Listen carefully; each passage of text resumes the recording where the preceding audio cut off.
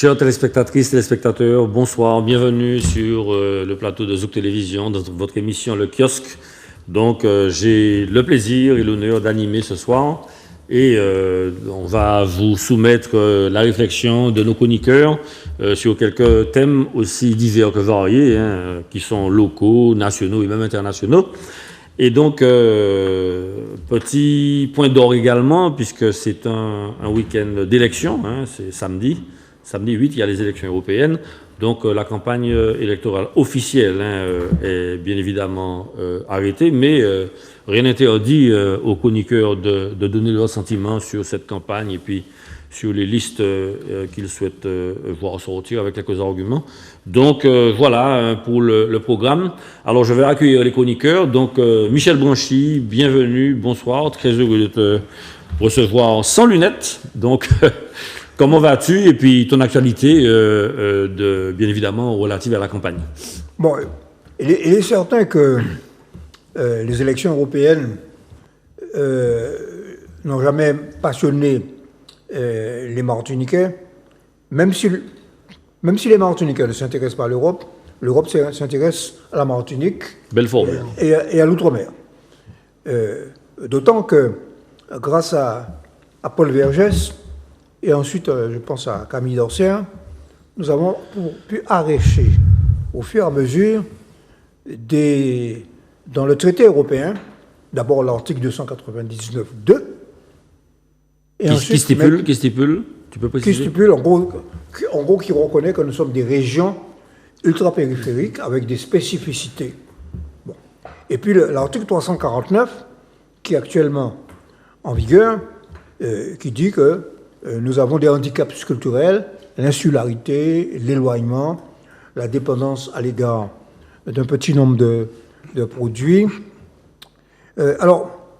Et qu'on peut prendre, le Conseil européen peut prendre des mesures spécifiques sans contredire l'ordre européen.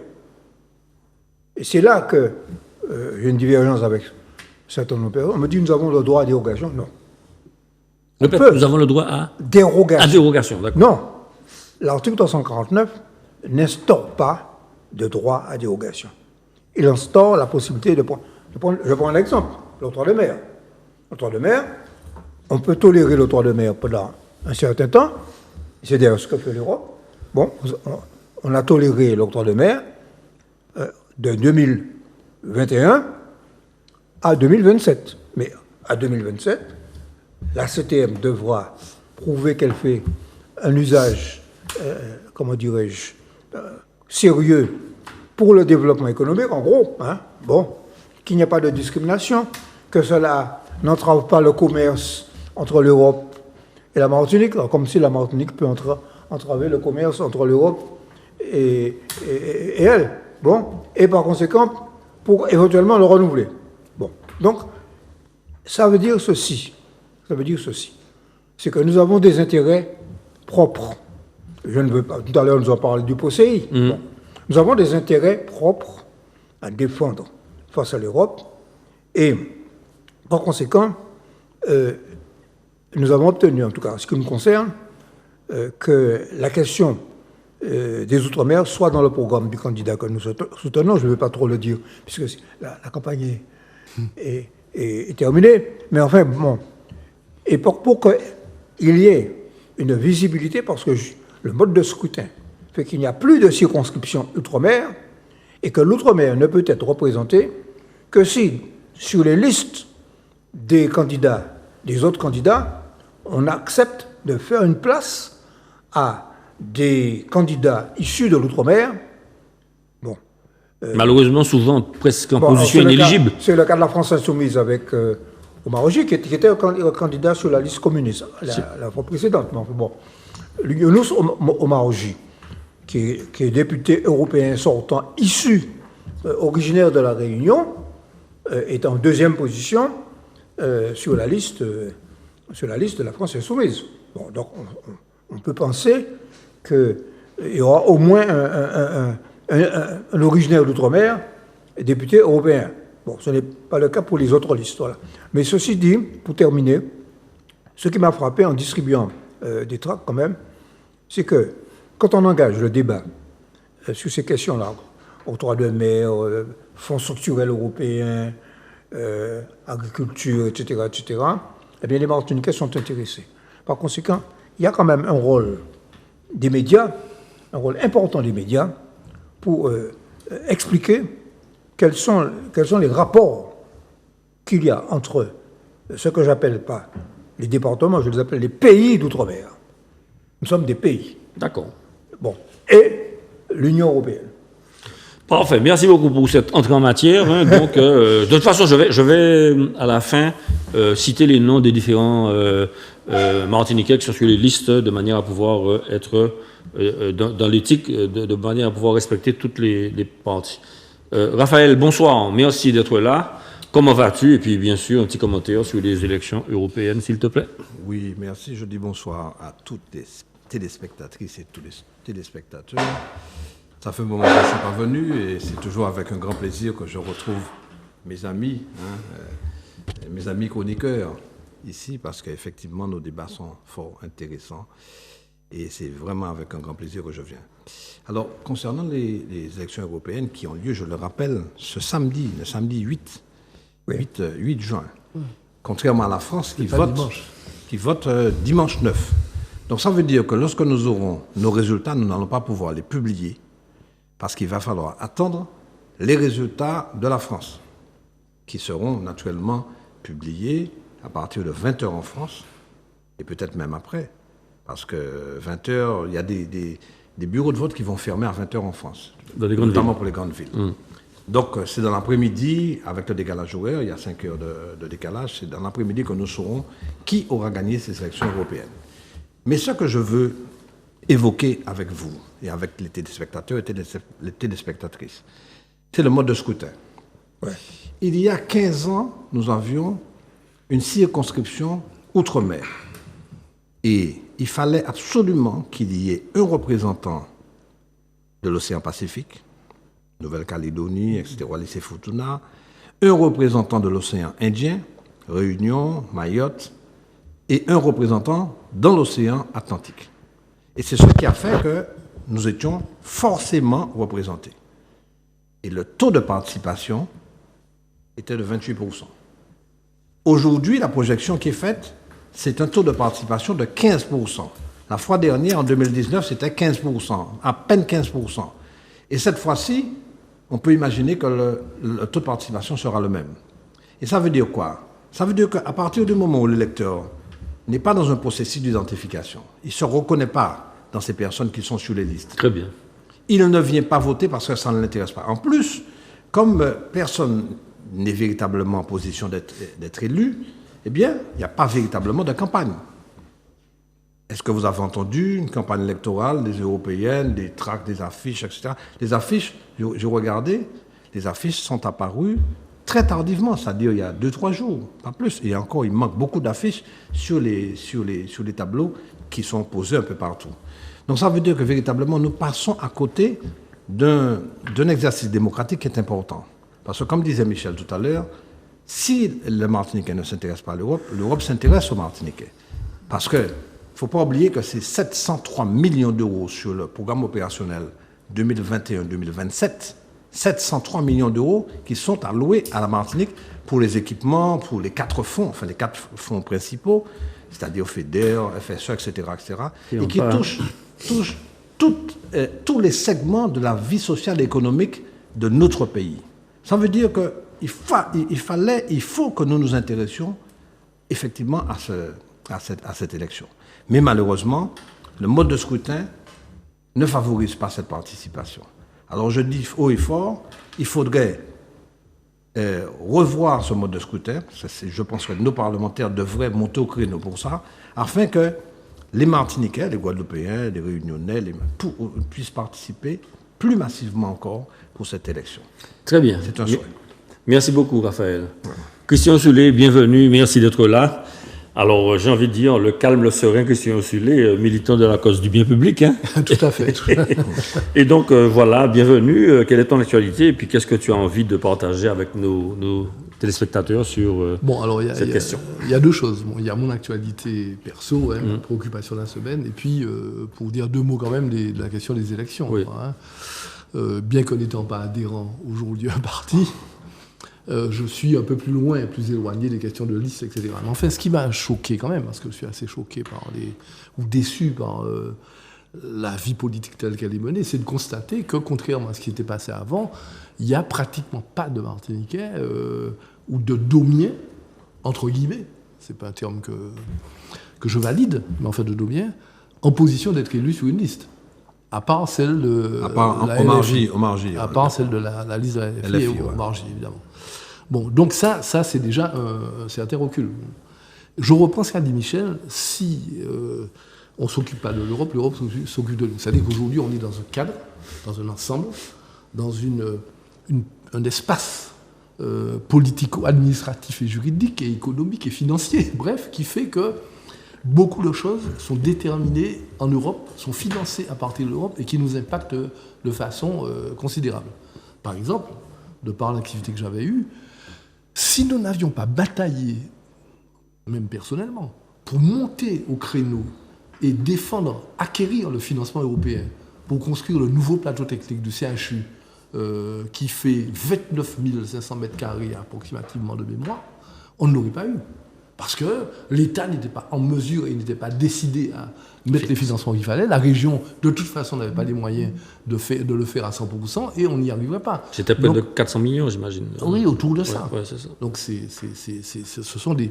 Donc, on ne peut pas s'en intéresser. Moi, pour ne pas développer trop sur la question, je dirais simplement qu'il me semble qu'on devrait avoir des préoccupations immédiates sur l'intérêt pour nos élus en dehors de ce que tu as dit, sur le mode électoral, etc., et de faire qu'on ait plus de représentants. Il y a plusieurs questions qui me paraissent devoir avoir un impact important. C'est la question des normes, encore une fois, la question d'adaptation, la question des normes, parce qu'on ne peut pas appliquer à des petits territoires comme nous, encore une fois, de façon aveugle les normes européennes, alors qu'on a du retard, on ne peut pas être comparé à 450 millions de personnes, on n'est pas un pays industrialisé, on n'est pas ci, on n'est pas ça. Donc, la question des normes, ça devrait être regardé à la loupe et adapté, être une orientation principale des politiques. Ensuite, il y a la question des financements, évidemment. J'ai lu entièrement les délibérations qui ont été faites de la rencontre qu'il y a eu entre l'Europe et sur la question des pays ultra-européens, en fait, des territoires ultra-européens. Et c'est incroyable de voir comment je vais dire ça, la possibilité de dérogation avec un engagement de principe de financement sur plein de questions, et nous sommes très en retard par rapport à ça. C'est-à-dire qu'on pourrait être bien plus en avance de la consommation de fonds qui pourrait être à la disposition de la Martinique et que nous, pour l'instant, que nous n'utilisons pas. Parce que c'est difficile de monter des dossiers. C'est difficile d'avoir des services compétents pour le faire. Et donc, c'est la troisième question. Il faudrait peut-être batailler pour une simplification Absolument. de la question des dossiers pour acquérir les fonds. Avec, évidemment, des structures spécialisées qui pourraient le faire. Il y en a, mais pas suffisamment. Et donc, c'est des axes de bataille qui me paraissent importants. Sur l'engagement, parce que j'ai dit que je n'appartenais pas à un parti politique, personnellement, je pense qu'il est déterminant pour nous aujourd'hui, mais surtout aujourd'hui pour demain, l'élection présidentielle et les années futures, de barrer la route à l'extrême droite. Ça, c'est la priorité des priorités. Et ensuite, voter, allez voter, parce que le vote est déterminant pour nous, mais voter à gauche. Très bien. Ben, écoute, merci beaucoup pour tes explications, et d'ailleurs, tout le monde a abondé dans ce même sens. Et j'ai parlé du calme, du serein, Christian. Et là, je me tourne vers le turbulent, le tonitruant Fred Lordino. Bienvenue, merci de ta présence. Bon, ma nouvelle, moi, ça veut que c'est un frère, donc, qui m'en y a et puis, bon, ma nouvelle, qui m'en y aura senti température, campagne, et puis, qui saura penser de tout ça, quoi.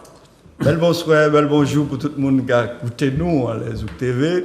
D'abord, merci pour toute la gavouille, c'était mon gavouille des petits messages pour moi. Je peux répondre à tout le monde.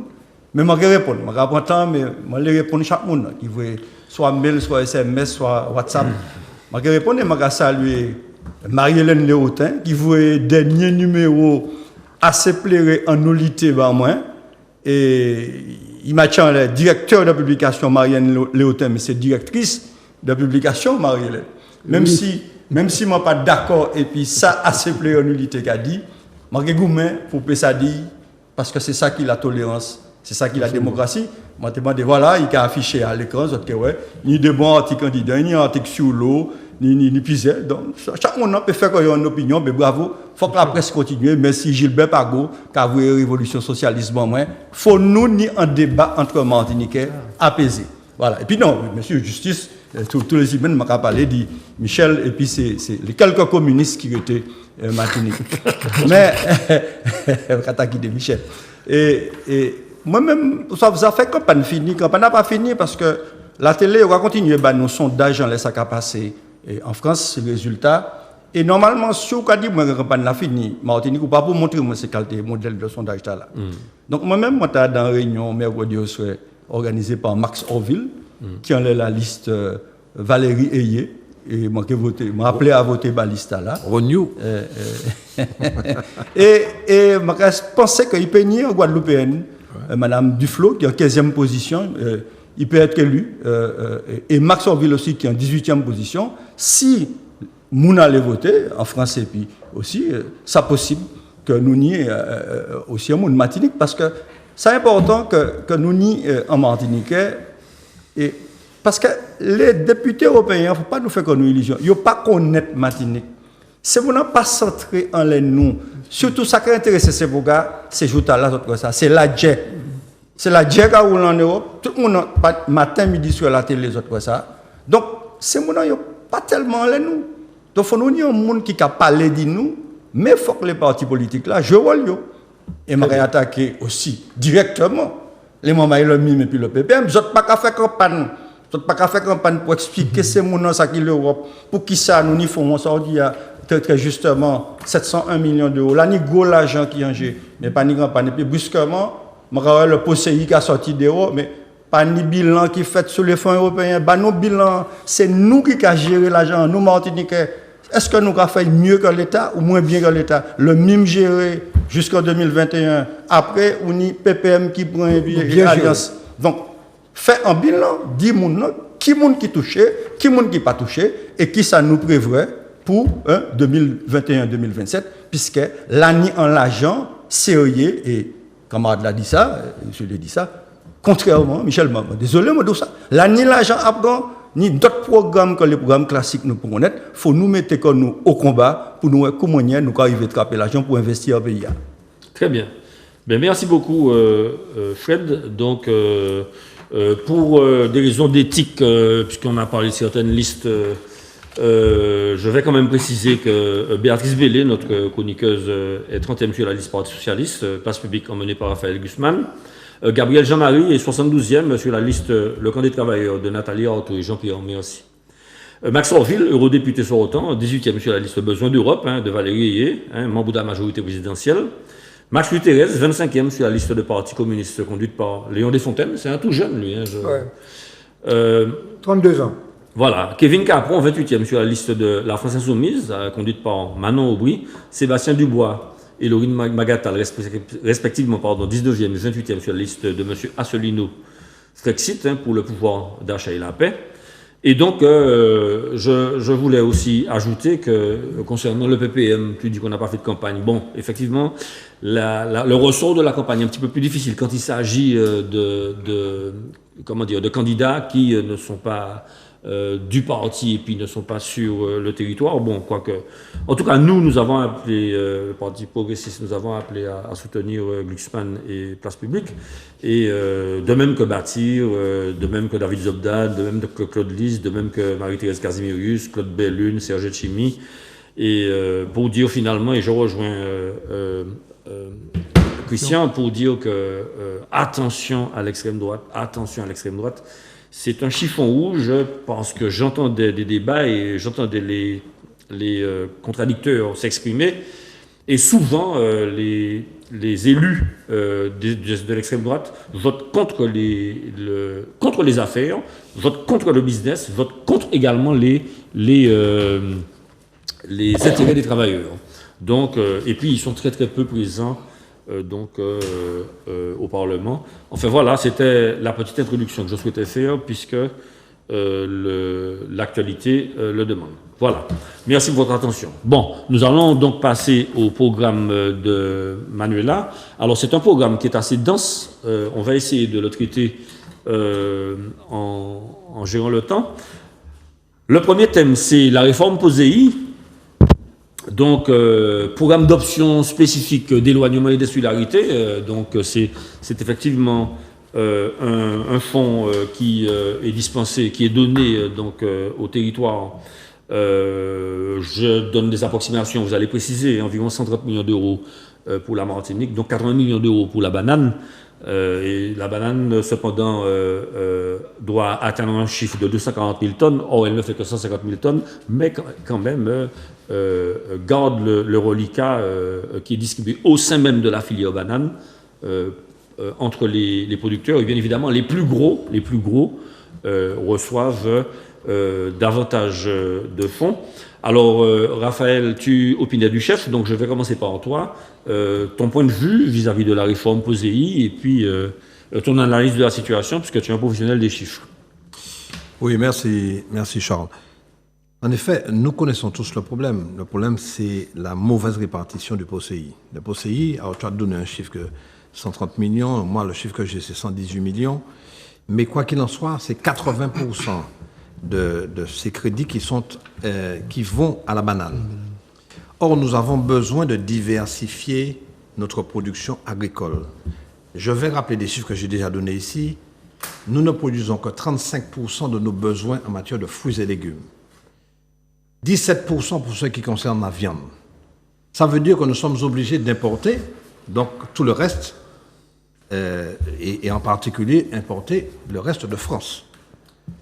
Il convient pour nous de permettre à nos jeunes agriculteurs de s'installer par le biais de la diversification, l'agroécologie si on préfère, de telle sorte que nous arrivions à satisfaire les besoins de la population en fruits et légumes, ne serait-ce qu'à hauteur de 50%. Je ne dis pas 100%, parce que de toute façon, nous quand même manger pâtes, nous quand même manger du riz, nous quand même manger des produits qui viennent venir d'ailleurs, ça c'est certain.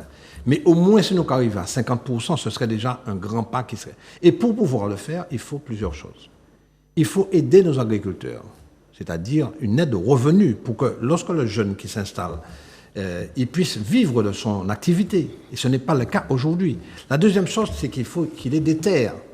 Alors, hier, nous étions au conseil communautaire à la CACEM et Nicaise Monrose est venu.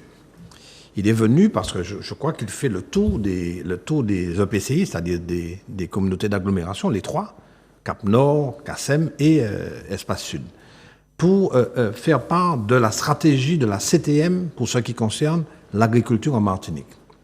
Et une information qu'il nous a donnée, c'est que lorsque nous demandons la territorialisation du POSEI, c'est-à-dire la localisation, la possibilité pour la CTM de répartir le POSEI de telle sorte que la CTM puisse rééquilibrer ces crédits-là entre la banane, la canne et la diversification agricole, et la viande bien entendu, eh bien, cette territorialisation, comment dire, ça a été négocié avec le ministre de l'Agriculture à Paris, évidemment par Serge Chimi et Nicaise Monrose, puisque Nicaise Monrose est chargé de l'agriculture. On sait très bien qu'il est directeur de la Chambre d'agriculture ici à la Martinique. Ils sont allés négocier. Et que leur propose le gouvernement? Le gouvernement leur propose une déconcentration des crédits du POSEI. Explique ce que ça veut dire. Ça veut dire, mais je ne vais pas expliquer. Ça veut dire que nous arrivons au même résultat. Ça veut dire que la CTM ne sera pas en mesure, justement, de répartir seul les crédits issus du POSEI. Et c'est le préfet qui va le faire. Donc c'est l'État. L'État qui a continué à avoir la même mise en le POSEI et qui a réparti le POSEI comme il veut dans le pays. Donc, ils n'ont pas obtenu grand-chose. C'est peut-être effectivement une petite avancée, parce qu'ils peuvent discuter plus facilement avec le préfet pour répartir le POSEI au mieux des intérêts de nos jeunes agriculteurs, mais rien n'est garanti. Donc, il y a un combat à mener en permanence. Je ne pense pas qu'il soit contre la banane, moi non plus, mais pas contre la banane, mais évidemment, parce que la banane permet à au moins 4000 ou plus de personnes de vivre, parce que sur les exploitations agricoles, nous retrouvons effectivement nos compatriotes, des salariés. Mais si nous voulons effectivement diversifier notre production agricole, il faut absolument que nous puissions permettre à nos jeunes agriculteurs de s'installer, donc d'avoir des terres, et avoir un complément de revenus afin qu'ils puissent faire vivre leur famille. Merci beaucoup, Raphaël. Alors, Christian, je vais te solliciter avec la même question. Donc, en général, les entreprises qui reçoivent le plus de fonds du POSEI sont celles qui ont des terres plates, celles qui sont mécanisables et celles donc, qui produisent le plus. Et on a compté que c'est environ 404 € de la tonne de bananes. Alors que, bon, pour les animaux, on a 11 millions, pour la diversification végétale, tomates, carottes, c'est 5 millions. Enfin bon, on voit bien qu'il y a pas une injustice, mais en tout cas une inégalité d'attribution de ces fonds. Absolument, absolument. Alors moi, selon mes chiffres, la banane préempte 95 millions sur les 115 millions qui sont à la disposition de l'agriculture. C'est-à-dire, comme tu disais, 80% ou même... Oui, c'est à peu près ça, Et pour moi, ça se résume à une formule que je vais employer qui est qui détient la flûte fait la musique. Pas mal. C'est-à-dire que il y a d'autres formules de ce genre, mais ça veut dire que on n'arrivera pas à faire de la diversification et de l'autonomie alimentaire si celui qui détient la flûte, c'est-à-dire les terres, fait la politique. Et a en plus un lobbying tel qu'il a ses entrées à Matignon, qu'il a ses entrées à l'Élysée, qu'il a ses entrées en Europe de façon... Il parle même sans carte d'identité. De façon permanente, et que c'est eux qui influencent la politique. Donc il faut être sérieux.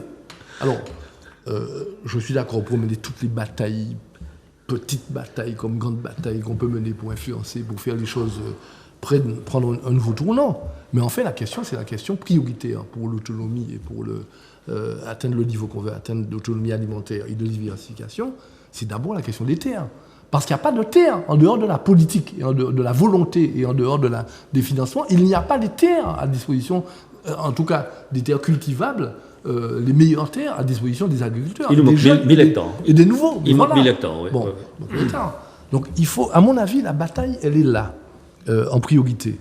Et je ne vois pas pourquoi il ne faudrait pas au moins un consensus sur ces questions-là des différents courants politiques martiniquais pour prendre les terres là où elles sont, en tout cas mener une bataille politique pour imposer que les terres qui sont cultivables, les terres qui sont en jachère, les terres qui ne sont pas utilisées, et même se faire que les terres nécessaires soient reprises ou rachetées. Et parfois en friche. Rachetées et en friche. Ouais, beaucoup en friche. Ouais. Soient rachetées, mises à disposition, rachetées par l'État en termes de réparation, imposer que ceux qui en possèdent rétrocèdent un certain nombre de terres en termes de réparation, et que ces terres soient mises à disposition de la collectivité martiniquaise par le truchement de la CTM, à disposition des jeunes agriculteurs. On va te dire que la propriété est un bien constitutionnel. Donc, pardonne-moi, je me fais l'avocat du diable. Tant que le droit de propriété n'évolue pas en fonction des rapports de force politiques et du droit qui doit évoluer en fonction des batailles politiques. Donc, si nos batailles politiques se résument à des lettres ou à des démarches diplomatiques à Paris, on nous fera la déconcentration de la gestion des fonds. C'est tout. Mais on n'y arrivera pas. Il faut être clair, quoi. Donc moi, je ne dis pas qu'il ne faut pas aller pas à pas. Je dis qu'il ne faut pas nous-mêmes nous intoxiquer sur les erreurs à long terme, quoi. Donc voilà. Donc aujourd'hui, pour être simple, la priorité, c'est les terres. Ensuite, c'est les aides en fonction des priorités. Les priorités, c'est l'autonomisation pour la diversification. C'est l'emploi. C'est pour ça que tu dis, je suppose, je ne suis pas contre la banane. Personne n'est contre la banane. Non. La question, c'est quelle place, quelle importance. Est-ce que c'est que la banane? Est-ce qu'il faut la réduire sur le long terme pour faire autre chose? Puisqu'on est pour l'emploi. Donc on ne peut pas mettre des dizaines, des milliers de personnes à terre. Donc il faut bien comprendre ça. Et c'est l'environnement. Parce que par contre, on peut dire que la banane et l'agriculture telle qu'elle est aujourd'hui empoisonne les terres, continue à empoisonner les terres et à menacer à long terme l'agriculture martiniquaise si on veut qu'elle soit autonome un jour. Très bien, bon, merci beaucoup. Merci. Alors Michel, Fred, tu vas parler en dernier. Michel. Il va peut-être prendre le contre-pied de tout ce que nous avons dit. C'est la raison pour laquelle je lui donne la parole. Alors, Michel, je vais encore ajouter un petit point. En fait, certains, dont Nicaise, Monrose, qui est effectivement conseiller exécutif dans le domaine de l'agriculture, ils expliquent que en fait, l'aide doit être découplée des volumes de production. Enfin, il ne faut pas que les financements du POSEI correspondent à des volumes de production, sinon on tombe dans le schéma du goulot d'étranglement du supermarché. Donc, ton sentiment là-dessus? Oui. Mon sentiment, c'est qu'il faut changer le mode de répartition, effectivement, de ces aides. Mais je souscris à ce qui a été dit. Bon, je vais ajouter ceci quand même. Ce n'est pas seulement une question de répartition, il faut augmenter le montant. Parce que Séminon a bien expliqué que la banane, contrairement à ce qu'on pense, certes les bananes, c'est principalement les gros planteurs, bien aussi des moyens planteurs et des petits planteurs. Bon, quand même. Bon, faut éviter ces... Oui, mais il n'y a pas qu'à capter. Non, ça n'a rien. Il n'y a pas qu'à capter POSEI. Le rapport de force est tel. Non. Ah oui, non. il ne capte pas, il capte pas. Laissez-le. Bon, mais le problème, c'est pas simplement les petits la banane, c'est pas seulement les gros planteurs. C'est aussi les emplois ouvriers agricoles. Bien sûr. C'est aussi le maintien d'une activité sur le territoire dans le nord Atlantique. Sinon, on va encore accentuer le déséquilibre qu'il y a entre le nord et le sud, et notamment le nord Atlantique et le centre et le sud. Par conséquent, il ne faut pas diminuer ce montant, il faut augmenter. Bon, maintenant, la diversification, l'utilisation, il faut des lois exceptionnelles. Bon, moi, nous avons défendu au Parti communiste depuis 1983, depuis la première décentralisation, la création d'un office foncier. Nous n'avons pas inventé ça. À l'époque, ça avait été inscrit dans le statut de la Nouvelle-Calédonie. Un office foncier, c'est-à-dire, ce n'est pas seulement la capacité de préempter quand il y a des ventes, etc., parce qu'il faut de l'argent. Bon, ce système existe, mais il faut un office foncier pour résoudre le problème de la terre que tu évoques. Donc, et ce sont des choses qui mettent en jeu des législations à la fois françaises et européennes. Il ne faut pas oublier que plus de 60%, 80%, 70% des législations qui sont appliquées aujourd'hui proviennent d'Europe via le Parlement français. Par conséquent, c'est encore une raison pour expliquer aux Martiniquais que ceux qui disent « moi pas européen, moi pas qu'à voter », que c'est une supercherie. C'est une supercherie parce que il faut, j'ai appris ça depuis que j'étais à la jeunesse communiste, chaque fois qu'il y a un lieu où on décide des intérêts des travailleurs, il faut qu'il y ait en face quelqu'un pour défendre les intérêts des travailleurs.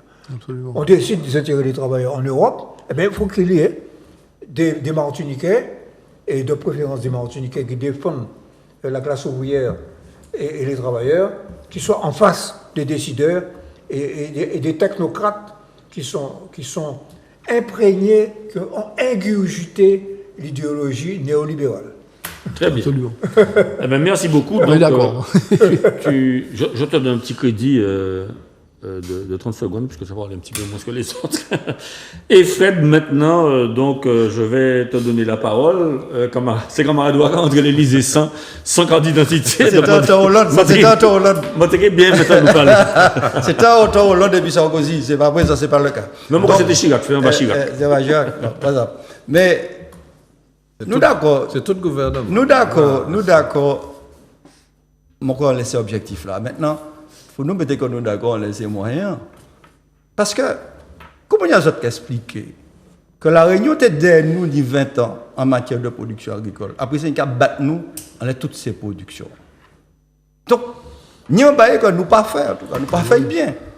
Et nous pas être actifs, combatifs en laissant fonds européens, que nous-mêmes qui gérer nous Martinique. C'est la CTM qui est autorité de gestion. Et je dit ça. Pouchi, il pas qu'à faire 3 bagailles simples. Premier bagaille simple là, renforcer les moyens humains et technologiques, ordinateurs, toute qualité de bagaille, logiciels, pour que ça recevrait et traiter ces dossiers. Pour le moment, elle a ouvert un dossier, 6 mois après, il n'y a pas de réponse. Alors, on est en train de faire le nouvel organigramme maintenant. Ah oui, oui, ni 3 ans. Bon, mais Charlot, c'est pas. Vas-y, il n'y a pas de souci. Déjà à l'époque de la région. Nous, voilà, c'est-à-dire, c'est nous pas anticiper. Deuxième, là, pour nous faire, sans bail technique, sans budget annexe. Go l'argent à rouler. La mélanger, ça c'est un peu technique. Bon, on va pas attarder quand même, mais il faut qu'on fléchisse l'argent bien pour savoir comment on va gérer. Et puis, troisième bail là, le plus important, c'est le fonds de préfinancement. Ça réunionné à faire. Là, déposer de ces agriculteurs. Parce que vous étiez agriculteur devant une banque, ou bien, on va parler des travailleurs, en artisan, chauffeur taxi, sans travailleur, tout le monde en travailleur. Donc, c'est des petites entreprises, il faut qu'on accompagne. Il faut que mettez, par exemple, ces fonds, ces fonds qui n'y a alors qu'il est, les fonds Jérémy pour aider les petites entreprises. Mais ils ne sont pas utilisés. Donc, il faut nous balayer devant la porte caille nous et ouais, si nous plus efficaces que l'État, parce que qui ça l'État qui a dit objectivement, et m'a constaté, c'est vrai. L'État qui a géré l'argent qui arrivé plus vite en poche, c'est mon nom, c'est vrai. Donc, l'année en réforme a fait à l'intérieur de nous-mêmes. Et moi, un peu surpris, je dit ça même si je suis d'accord, mais moi, un peu surpris que le débat supposé hier a venu et puis pas ni débat les autres fonds, parce qu'on est en autorité, là, c'est où qui a décidé dans les autres fonds. Ou qui a dit, mais puisque toute l'argent essentielle, dans la même catégorie de monde qui aller, eh bien, ces autres fonds, on a appliqué en clé de répartition qui est différente. Et personne ne peut pas empêcher nous de faire ça. Il ne faut pas oublier que la diversification, c'est 4,5 millions. Oui, on a plus de 100 millions. Oui, mais on l'a fait adhérer là aussi, qu'on ne peut pas utiliser là, on peut prendre de l'argent fléché. En ce qui concerne le problème terre, moi, là, nous, ni la SAFER qui existe, ils sont sous-financés. Oui. Nous, il y a un établissement public foncier qui n'a pas qu'à servir. Tout ça, c'est des outils qui n'ont pas qu'à servir. Et ça, moi, je dis, il faut nous accepter le dialogue. Et puis, Alexis Gouillet, président de Banamart, sans Martiniquais, Bétier ou pas Bétier, c'est en Martiniquais. Il dit en proposition, on entend ça, il dit qu'il a mis 1500 hectares pour faire diversification. Eh bien, on nous prend un mot. Nous mettons assises là pour dire d'abord identifier toutes ces terres qu'on parle en qui commune y est côté y est qui monde qui propriétaire ces terres. Et pas en ravine, pas en ravine. Maintenant mais nous que ouais pas dans pente. nous que ouais mais attendez ni 14 000 hectares en frichement là puis chaque gagne tout partout notre cas circuler en Martinique quand même bah qui ni plus c'était en friche et puis maison abandonnée et c'est bail Martinique qui là c'est patrimoine martiniquais. Alors, nous avons parlé tout à l'heure d'autres sujets. Nous avons fait la fête Kadouzo et tout bagaille, machin. Non, en nous, concentrer qu'on nous, en les propres patrimoines, nous, pour accompagner, nous accompagner. Et dernière mesure, ça va y finir, c'est la reconnaissance des organisations professionnelles. Moi, pendant l'année, puis moi, le Mana Sainte-Marie, il fait une association. Il n'y a pas qu'arriver. Expliquez ça, le MANA. Le MANA, c'est le marché agricole de l'Atlantique. En fait, tous les samedis, c'est là qu'on a trouvé son expérience unique Martinique. Tout produit à même prix, la mettre arrivé semblé pour bon produit frais. Donc, il faut reconnaître le statut d'organisation professionnelle pour moi, là, ça émerger au fond européen. Voilà, très bien. En tout cas, merci beaucoup pour vos explications. On comprend bien que les objectifs, les ambitions, c'est sinon la souveraineté alimentaire, couvrir les besoins d'aliments. L'idéal, ça serait l'autonomie alimentaire, c'est-à-dire subvenir aux besoins de sa population. Je précise, puisque j'ai suivi une petite conférence de Nicaise Moreau, c'était très intéressant. L'autosuffisance, c'est-à-dire par sa propre production, mais ça c'est difficile, on n'a jamais réussi. Et puis la sécurité alimentaire, c'est la qualité, la quantité, et puis la dimension sanitaire des produits. Donc on comprend bien que c'est un enjeu qui est très important pour la Martinique, puisque tout territoire peuplé doit pouvoir, effectivement, s'il a Djevini, doit pouvoir subvenir aux besoins alimentaires de sa population. Voilà, merci en tout cas, c'était un très, très beau sujet. Donc, deuxième sujet, alors je me suis permis de l'élargir un petit peu, c'est le sujet qui concerne l'affaire des boulangeries La Guérande. De quoi est-ce le nom? Donc, quand la question est formulée ainsi, Jim, je vois très bien à quoi Manuel a fait allusion.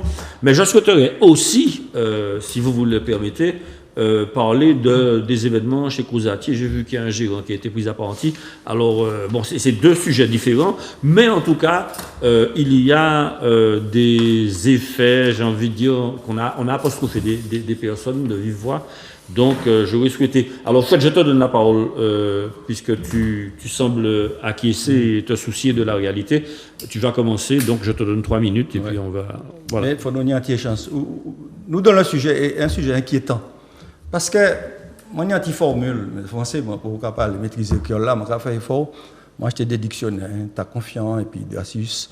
Puis, l'autre, pour comment on a performer comme moi, et ouais, pour maîtriser l'anglais mieux. Mais, vous savez, en Martinique, l'indépendantisme s'alimente à 2 mamelles.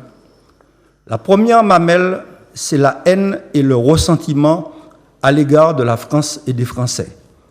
La deuxième mamelle, c'est une conception autoritaire du pouvoir. Le pouvoir, dans sa déclinaison tropicale, c'est-à-dire le makoutisme.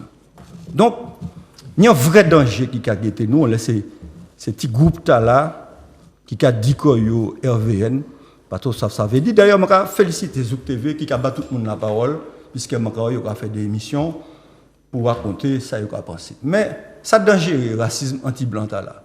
Ça danger, ça veut dire.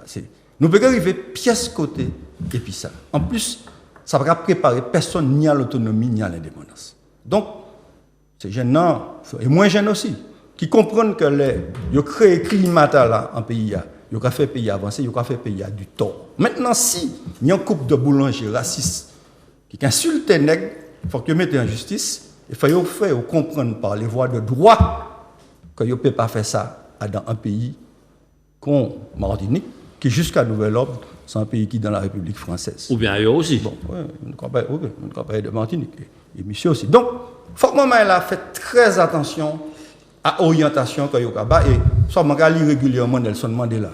Je recommande le chapitre que la liberté, dans un livre Mandela, écrit un long chemin vers la liberté. Il écrit, le dernier chapitre là, il y a comment il y a qui passe 27 ans la jolle, comment il y a qui arrive à parler, puis les gens qui mettent la jolle là, mais c'est joli même, beaucoup qui t'a fait souffrir. Ou vous arrivez à parler, puis c'est pour nous, pour dire, bon, là, nous allons construire en Afrique du Sud multiracial. Arc-en-ciel. C'est-à-dire que, et c'est pour moi, c'est l'INTA, nous pour arriver, je vais répéter ça, je ne vais pas connaître affaire, mais si c'est un monsieur, nous devons un petit gendarme, je vais crier un petit gendarme macaque, qui était là, qui était insulté, maman est là, Sainte-Anne, nous venons aussi des boulangers macaques, mais il ne faut pas nous mettre le racisme anti-blanc derrière un drapeau de l'indépendance. Ça peut que menez-nous pièce côté. Très bien, ben parfait, 3 minutes pile. Christian, ton sentiment? Alors, j'ai associé les deux sujets, mais puisque le gérant de la boutique Cruzatier, il m'a fait un petit peu de peine. Est-il responsable du comportement de son salarié s'il ne le savait pas véritablement? Je t'écoute. Ben, je pense que pas du tout, justement, parce que Chalono n'a rien à voir avec le comportement de son salarié. Moi, j'ai eu des gens dans les administrations que j'ai gérées, aussi bien en France, enfin, dans le Massif central, à la DSDS de Guyane et à la RS et à la DSDS avant, qui ont fait des choses que je ne savais même pas, je n'étais même pas au courant. Donc si on dit vous êtes responsable d'un acte pénal, que machin, non, bon, faut pas, et je suis assez d'accord avec ce qu'il a dit, que tu as dit, sur les dangers qui nous guettent. Il faut faire très attention. Moi, je ne veux pas voir les couleurs. Je les connais, je les regarde, mais je ne veux pas les voir comme étant la donnée principale du problème que nous avons. Très belle nuance. Je vais donner une anecdote. J'ai assisté à une émission pendant que j'étais à Miami un jour, aux États-Unis, sur des gens qui se prétendaient suprémacistes, blancs, machin, et tout, et l'émission tournait autour du fait que la population était mélangée. Eh bien, pour aller très vite, hein, mais des mecs qui étaient des racistes finis, on a fait les tests sur eux, de l'origine de leur gène, et ils avaient tous une partie de leur gène qui était des gènes africains, négro-africains. Et ils n'en revenaient pas. Ils ont failli vomir, ils ont voulu se tuer, mais ils ne pouvaient pas, camarade, parce que tu es nègre, ou tu es blanc, et tu es indien, et tu es jaune, et tu es mélangé aujourd'hui. Donc en Martinique, il y a un monde qui n'est pas ni sans blanc, sans mec, sans machin. Ouraï Racinou, Ouraï en partie chez nous, parce qu'il est blanc. Ça veut dire quoi? C'est ça qui va nous faire sortir de la merde, du marasme dans lequel on est aujourd'hui. Bon, donc, traitons les problèmes comme ils se posent là où ils se posent. Il y a un pédophile qui est dans un magasin, dans une boîte, dans une administration, dans un transport et tout. Il faut se saisir du problème, porter plainte évidemment, faire ce qu'il faut pour empêcher à cette personne de nuire en demandant qu'elle soit suspendue immédiatement et tout, recueillir les témoignages et tout. Mais déborder en allant se faire justice soi-même devant le domicile, pourquoi pas mettre le feu dans le domicile, etc., ça n'est pas acceptable. C'est très dangereux et je suis contre ça. Bon, sur le reste, sur la Guérande, moi je crois que la Martinique appartient à tout le monde. Donc à ceux qui viennent ici travailler pour la Martinique, en respectant la Martinique, en respectant sa population, en respectant ses valeurs, ses coutumes et tout. S'ils ne sont pas d'accord, et s'ils se montrent arrogants, méprisants, racistes, je suis d'accord à ce niveau-là pour des manifestations qui imposent au pouvoir public de les faire partir. Nous n'avons pas à subir aujourd'hui ce que nous avons pu connaître dans les années 60 ou avant. C'est terminé cette époque. Donc, non seulement il doit y avoir une procédure judiciaire, mais une bataille politique pour que ce territoire où nous avons tant souffert du racisme, du mépris, des inégalités et tout, ce soit terminé aujourd'hui. On ne peut pas connaître ça. Très bien. Merci beaucoup. Raphaël, je me tourne vers toi. Quand on dit des choses, enfin j'ai entendu plein de choses à propos de cette boulangerie-là, mais je n'ai jamais vu d'image et l'avocate a eu une position claire. Elle a dit que c'est de la diffamation, parce que bon, c'est très facile de prouver les choses. Un jeune homme de 17 ans qui dit avoir été victime de propos racistes, faut-il le croire? Je ne sais pas. Quoi qu'il en soit, il y a un climat délétère. C'est un climat qui repose sur la racialisation des rapports entre noirs et blancs, tout simplement parce que on constate qu'il y a déjà des prémices d'un équilibre qui est instable.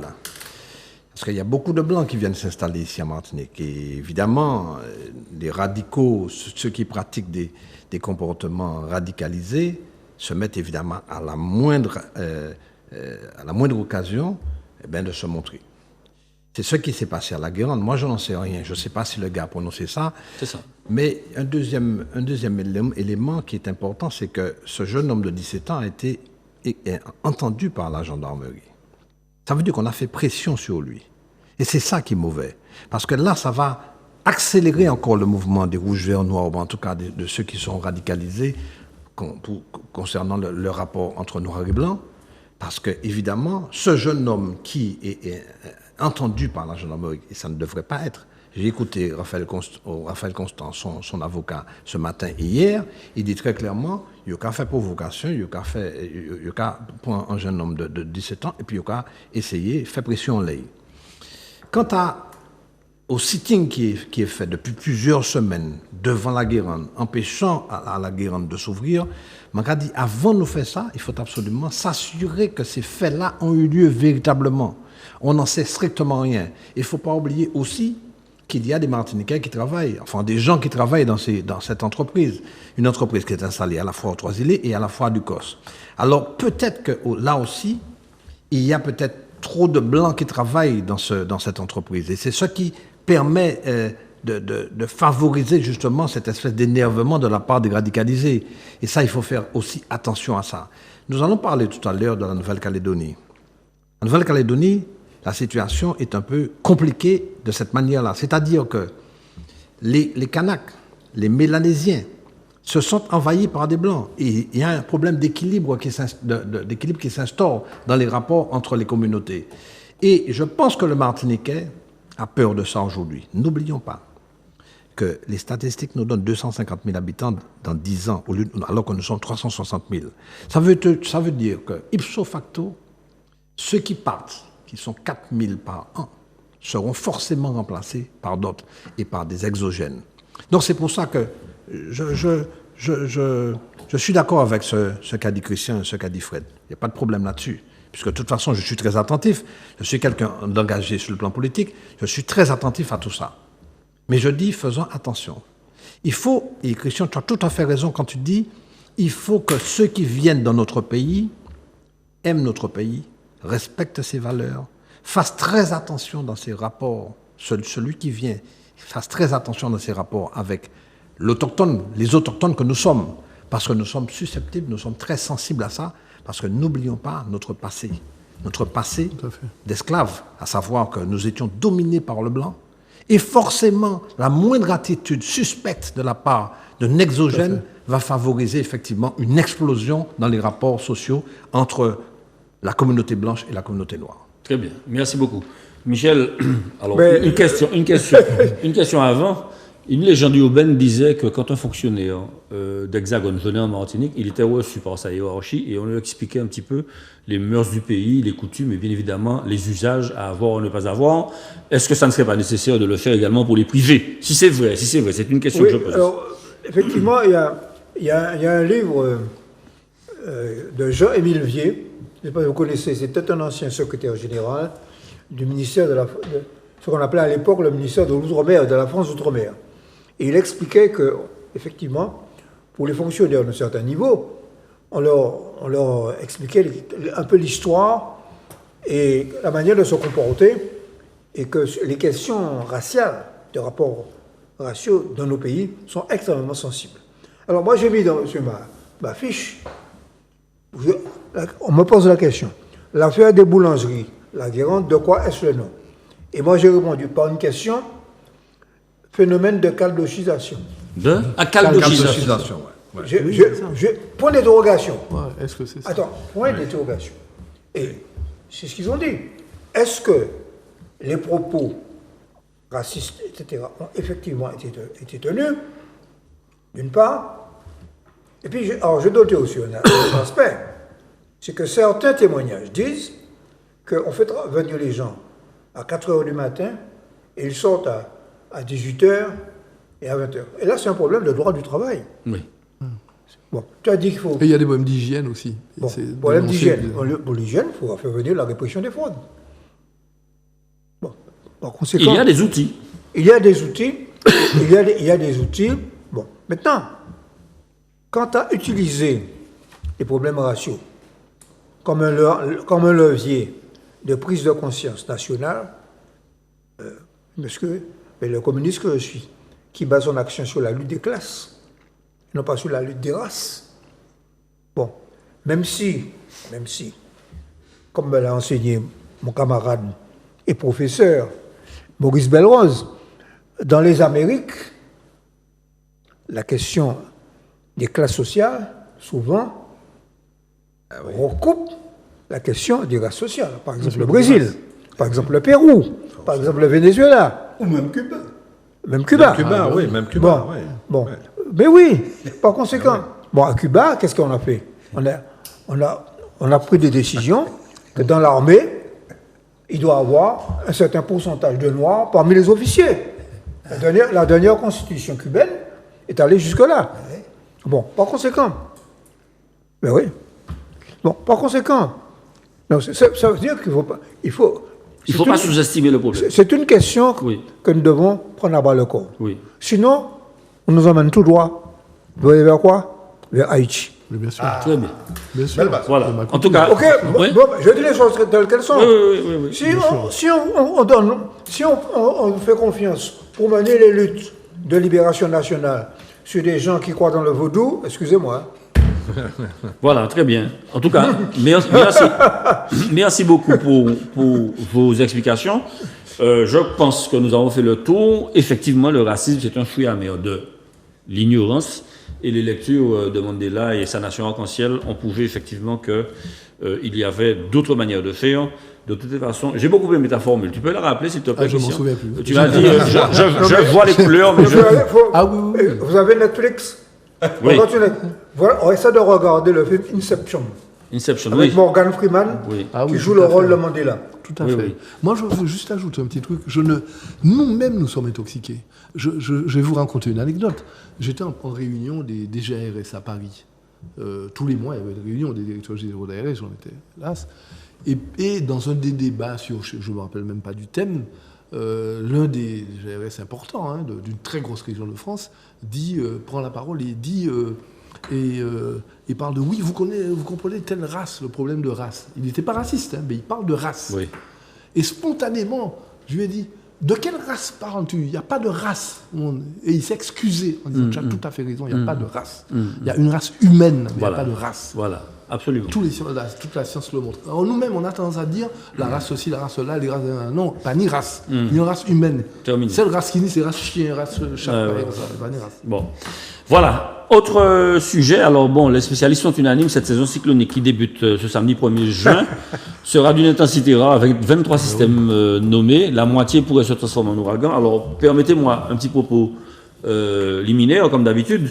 Donc quelques éléments d'explication pour les téléspectateurs. Donc c'est depuis la deuxième moitié du XXe siècle que les désordres naturels ont été constatés pour ce qui est de l'activité humaine. Et donc avec l'artificialisation des sols, l'acidification des océans, la hausse des températures. Et on a même créé un temps géologique qui s'appelle l'Anthropocène. Alors il y a Pliocène, Miocène, etc. Vous connaissez les scientifiques des âges géologiques. Mais l'Anthropocène, depuis 1945 et l'explosion de la bombe atomique, il y a eu irradiation, il y a eu un dépôt d'éléments radioactifs sur presque tout le territoire mondial, parce que bon, l'explosion a disséminé les particules. Et puis, depuis, on parle d'Anthropocène. Et je voudrais aussi souligner qu'en 1972, il y a eu le couple Meadows, Michel doit connaître, un modèle mathématique. Le couple Meadows avait parlé, donc... c'était un couple de scientifiques écologistes. Ils avaient parlé du fait qu'il n'y avait pas de possibilité d'avoir une croissance infinie dans un monde aux ressources limitées.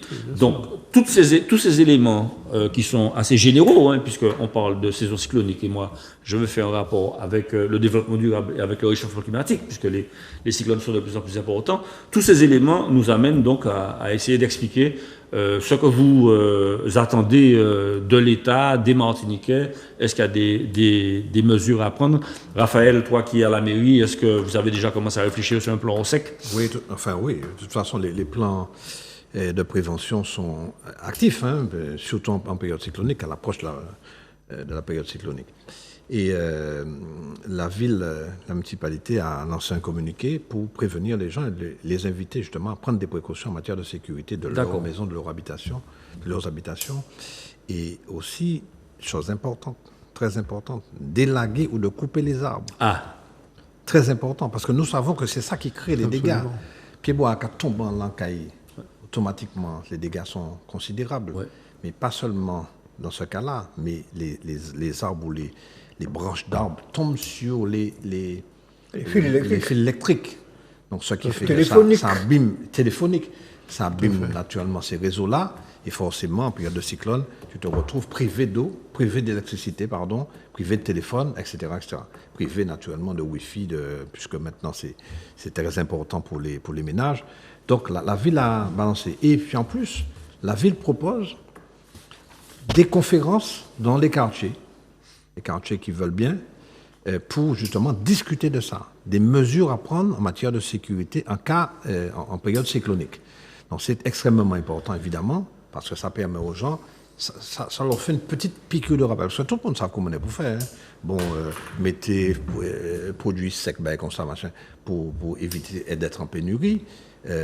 Mais quand tu leur rappelles ça, cette petite piqûre de rappel leur permet effectivement de se mobiliser pour se mettre en sécurité, mettre leurs enfants en sécurité, mettre leur maison en sécurité.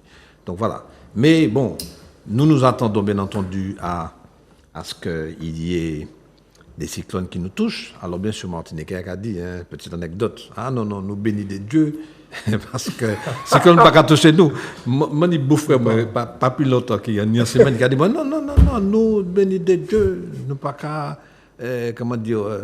cyclone pas qu'à toucher nous. Cyclone qu'à monter la Guadeloupe, cyclone pas à venir Martinique. Attention. Il suffit d'un seul cyclone pour péter le cul de la Martinique. Excusez-moi, chers téléspectateurs, de cette expression, mais pour envahir la Martinique et rappelez-vous, Saint-Barthélemy, Antigua et Saint-Martin. Oui, il y a combien? Il y a 5-6 ans. Oui, absolument. Ah bon. Donc, ils n'avaient jamais été touchés. C'était la Guadeloupe, etc. Ben là, ils ont morflé. Oui. Donc, faisons attention et puis prenons nos précautions. Très bien. Alors, Monsieur Ossulé, l'ancien directeur général de l'ARS, quelles sont tes préconisations? Bon, D'abord, je reprends ce que tu as dit. Ça fait 17 ans qu'on n'a pas eu de cyclone sur la Martinique. Le dernier, c'était Dean. Oui, Dean, c'est ça, Dean. Et je me souviens que Dean, tu parles de... L'ARS n'existait pas, c'était la DSDS à l'époque. J'étais directeur de la DSDS. Je me suis retrouvé la nuit à aller avec Mancini, qui était préfet à l'époque, à Colson, parce que la toiture de Colson, à moitié, avait disparu. Waouh. Mais bien sûr. On a découvert, vous vous rappelez, à l'époque, qu'il y avait une institution que je ne connaissais même pas, qui accueillait frauduleusement des personnes âgées et des personnes malades mentales au Morne Rouge. Il y avait 34 personnes dedans qui étaient sous l'eau à l'époque, parce que l'appui du bâtiment dans lequel ces gens étaient le toit avait été emporté. Bon, il me semble qu'il y avait à peu près 5000 personnes qui étaient sans toit en Martinique, avec Dean, qui était un petit cyclone. Un petit cyclone, exactement. Un petit cyclone. Ouais. Alors, quand vous écoutez mon camarade ancien secrétaire général de la CDMT comme moi, parce que tu parles d'ARSP, j'étais secrétaire général de la syndicat aussi, mon camarade Albéric Barcelet, qui rabâche tout le temps, protégez-vous, préparez-vous. J'ai lu un certain nombre de choses sur ce qu'a dit, parce qu'ils ont annoncé une période bien plus, tu l'as dit, violente que ce qu'on a pu connaître. Le plus gros ouragan que l'humanité ait connu aujourd'hui, c'est un truc qui s'appelait, un typhon qui s'appelait TIP.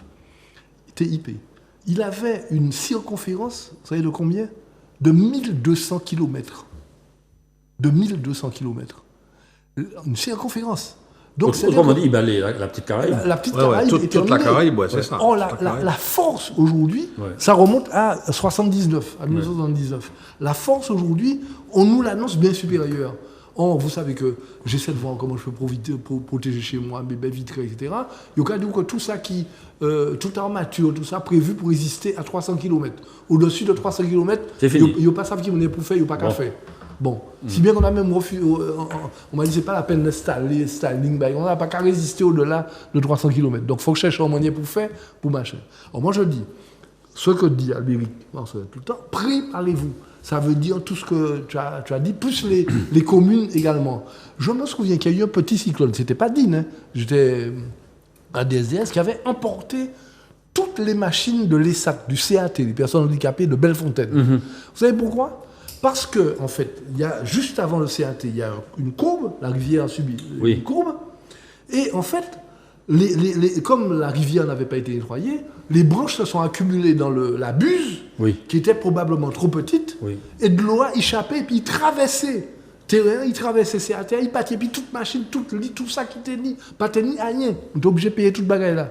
Donc il faut vraiment que le boulot soit fait. Dernier élément que je veux dire, je pense que les préfets qui arrivent n'ont pas d'expérience de gestion de crise au niveau de ceux qui cyclone.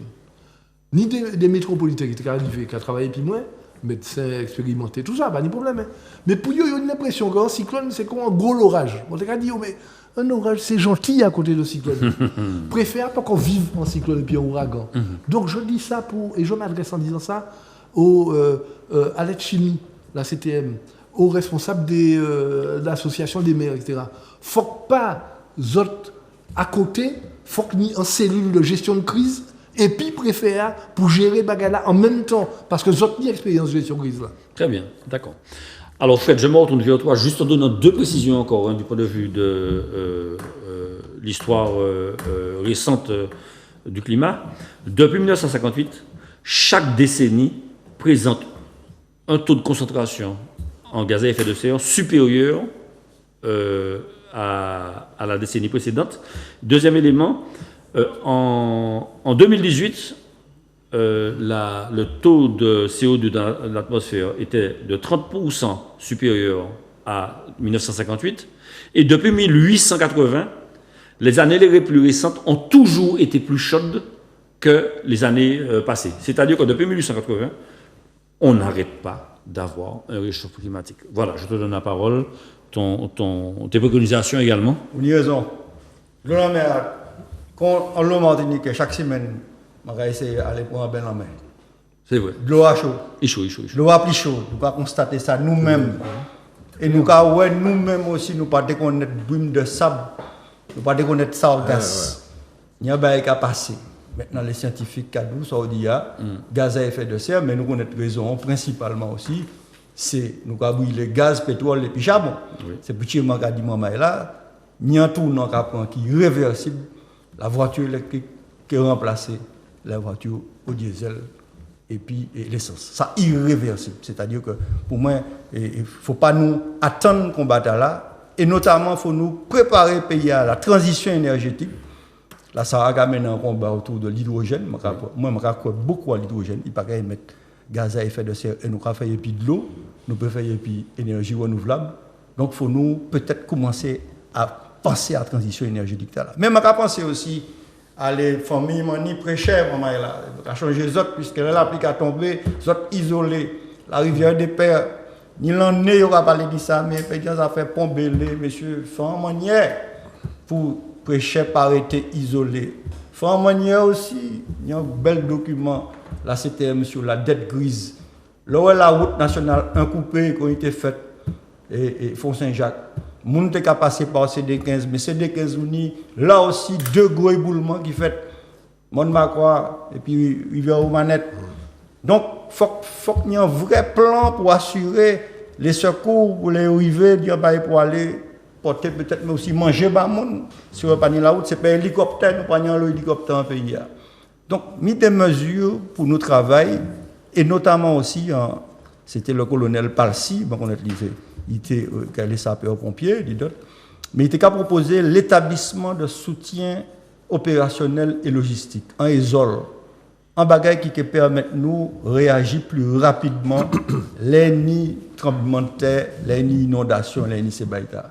Il faut nous mettre en œuvre et ni un bagage pratique, mais ça c'est nous rentre dans l'autre débat, on parlait trop technique, mais je pense que ce n'est pas aux communes de financer le SDIS, le STIS. Le service territorial, l'incendie de secours. Ça c'est en position pour défendre, mais à l'époque, mais on n'a pas changé en laisse ça. C'est-à-dire qu'il faut passer les communes, fausser en, et tout à l'heure, Christian Teka un peu dit ça, c'est un bail propre, ça peut être en compétence financée par la CTM. Alors oui, je te dis, moi, côté l'argent, l'argent est à certains fonds européens. Moi, j'ai cherché ça aussi, qui permettent de nous financer les moyens pour soulager les communes. Ou pas qu'à payer des dépenses là. La CTM qui a fait l'investissement et puis beaucoup de fonds européens pour la logistique, mais aussi, et puis le FSE pour former les gens. Albert mentionné qu'il a parlé beaucoup de formation. Nous ni l'argent au Fonds social européen pour former, pour nous ni une vraie stratégie. Enfin, je fini, pour ne pas oublier, Alberto, c'est dans ce cyclone-là. Beryl, Chris, Debbie, Ernesto, Francine, Gordon, Hélène, Isaac, Joyce, Kirk, Leslie, Milton, Nadine, Oscar, Patty, Raphaël, Sarah, Tony, Valérie et William. Mais c'est non, mais c'est peut-être parmi les noms à la. Pourvu que ce n'est pas Raphaël qui est chez nous. Pas précaution, mon maître. Très bien, merci. Eh bien, Michel, et alors, l'économiste que tu es, parce que bon, finalement, le réchauffement climatique, ça continue et tout produit est issu de l'énergie transformée. Hein. Bon, en tout cas, le fait est, c'est qu'on nous annonce que cette année, la température est plus élevée que l'année dernière et on aura cette année une température au moins 2 degrés supérieure à l'année précédente. Et que le phénomène va être accentué par le phénomène de la Niña en plus. Bon, donc par contre, j'ai lu avec attention une note de la Météo France qui dit que ce n'est pas le nombre de cyclones qui est important. Il suffit qu'il y en ait un. Oui. Il faut qu'il y en ait un qui soit méchant pour que la Martinique soit en dessous. Ouais. Par conséquent, en réalité, bon, les mesures que tu as énoncées concernant la transition énergétique sont à prendre, mais pour la mettre là, il faut rappeler les mesures. Les mesures, eh bien, il faut avoir des lampes, avoir des piles. Faut mettre ces papiers, faire des photocopies de ces papiers et les mettre dans un sachet en plastique. Ah, ça, on n'y pense pas, c'est vrai. Et tu as parlé de l'élagage. Mais oui, il faut que les gens attendent que ce soit la commune qui vienne couper les arbres. Alors que c'est sur leur propriété. C'est sûr. Bon. Ouais. Bon. Donc, il faut rappeler... Les rivières, nettoyer les rivières. Il faut rappeler ces choses-là. Bon, il faut les volets roulants, pour ceux qui en ont, il faut voir si ça fonctionne. Bon, il faut acheter des plaques de contreplaqué pour mettre sous les baies. Donc, je crois que ce sont... D'ailleurs, j'ai remarqué que... c'est mineur, je regarde dans l'agenda l'agenda de la mairie de Port-de-France cette semaine, qu'on entrait en saison cyclonique, et prenez l'agenda de la ville de Port-de-France, il y a c'est la page de cette semaine, toutes ces mesures-là sont rappelées. Bien sûr. Tu vois. Tu vois, elles sont rappelées. Donc, c'est ça qu'il faut faire. Et moi, je pense que, bon, à notre échelle, la semaine prochaine, nous allons republier, parce que, comme tu l'as dit, il y a tellement de temps qu'il n'y a pas eu de cyclone. 17 ans. Les Martiniquais ont tendance à baisser la garde. Et puis à dire on est protégé, puisqu'on est en dessous, Oui. on est au sud, et tu parles. Oui, bon, Mais tu parles. c'est pas vrai, ça. Ah ouais. Bon. Question de... Donc, je crois que c'est... Il y a aussi un problème de citoyenneté. Hein. Bon, ben, rien ne t'empêche d'acheter dès maintenant un pack d'eau et de le mettre chez toi. Bon. Très bien. Pas attendre le dernier moment. Ouais. D'accord. Donc, Bon. attends. Eh bien voilà, donc on a fait le tour sur le sujet des cyclones.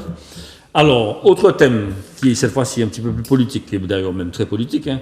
Donc le RN, le Rassemblement National et une partie de la gauche ont défendu lundi une motion de censure ensemble et elle a été bien évidemment rejetée. Et donc ça a été l'occasion pour les oppositions d'attaquer l'exécutif sur la gestion des finances publiques à l'approche des européennes. Michel, je vais te donner la parole avant-dernier. Christian, si tu veux bien commencer.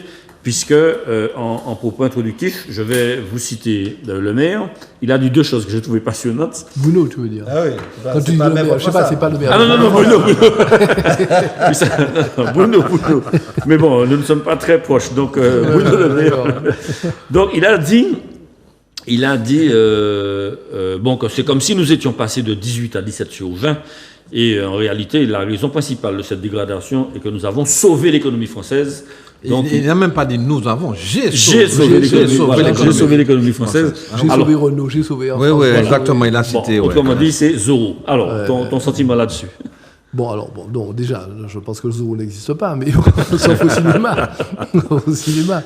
Mais j'ai cru comprendre que l'origine des motions, c'était parce que, évidemment, il y a une opposition politique, avec la politique menée par le gouvernement, évidemment. Mais c'est parce qu'ils n'ont même pas accepté de faire une procédure normale, c'est-à-dire de faire un budget rectificatif pour introduire les mesures qu'ils veulent introduire. Or, aujourd'hui, tout le monde sait qu'on va vers des mesures d'austérité qui sont, compte tenu de la politique et du formatage du programme gouvernemental, des mesures qui seront très, très difficiles à supporter. Puisque l'objectif, avant l'abaissement de la note de la France par le grand cabinet américain Standard & Poor's était de 3 à A, et c'est passé à A à moins. Oui. Donc, vous imaginez que si jamais il y a une petite évolution, ce qui n'est pas encore le cas, mais il y a une petite évolution du taux d'emprunt de la France, parce que je discutais avec un des types qui était déjà RS en plus, et qui est devenu, qui a laissé, et qui est devenu, qui était directeur de cabinet du ministre de l'économie à l'époque. Bon, il y a de ça 6-7 ans. Bon. Il me disait que tous les mardis matins, ils font appel au marché financier international, et que la France emprunte 1, 2, 3, 4, 5 milliards selon les mois, selon les semaines, mais tous les mardis matins, ça se passe, quoi, comme c'est une salle de marché financière, quoi. Et donc, on est passé, les objectifs de Bruno Le Maire, de 10 milliards d'économies nécessaires à 30 milliards, qui sont l'objectif actuel. Bon, je ne sais pas si vous voyez ce que ça voudra dire comme mesure.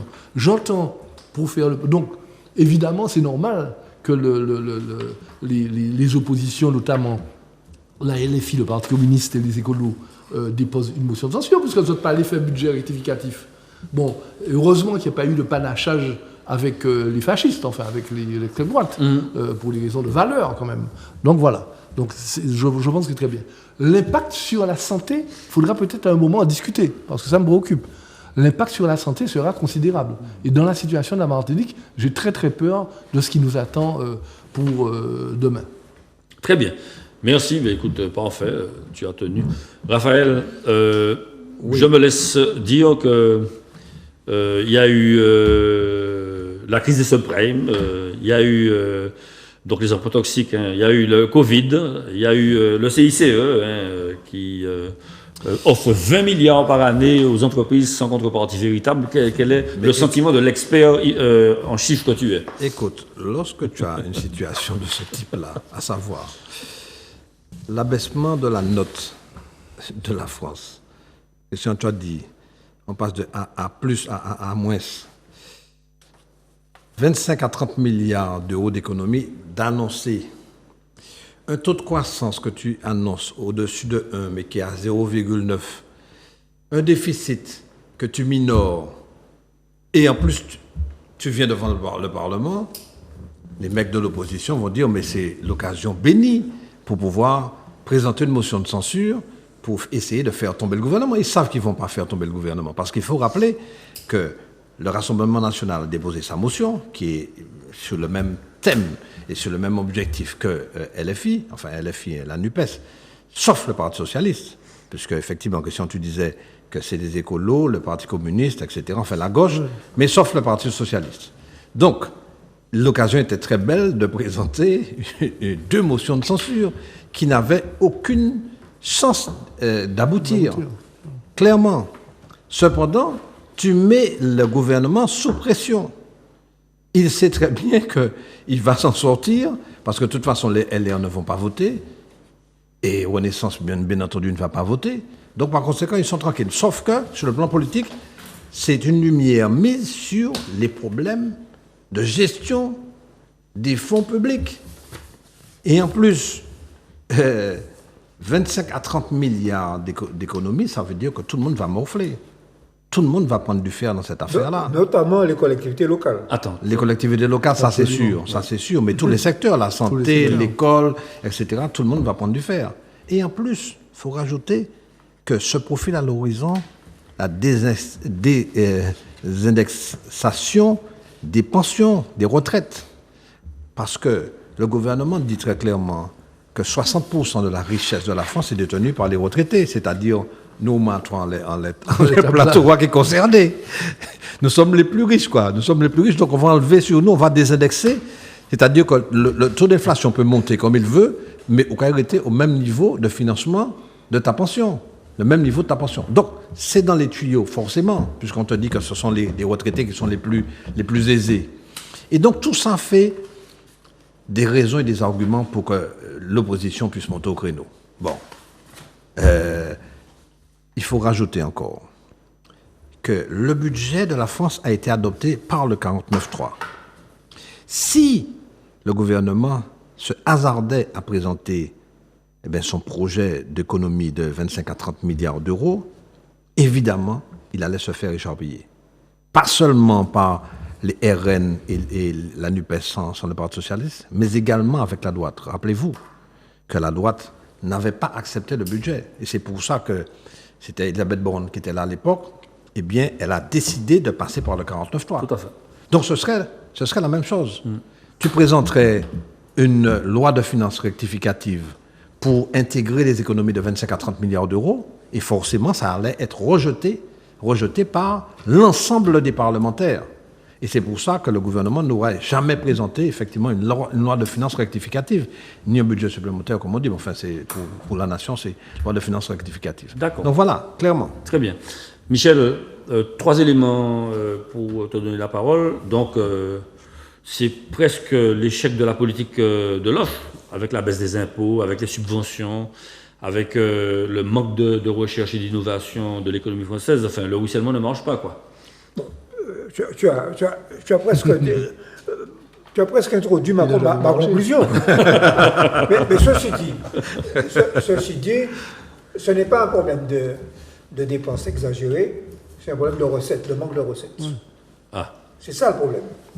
Manque de recettes. Alors, manque de recettes parce que la croissance est plus faible que prévu. Bon. N'oublions pas que près de 45% des recettes de l'État sont constituées par la TVA. Et la TVA, elle est indexée sur la consommation.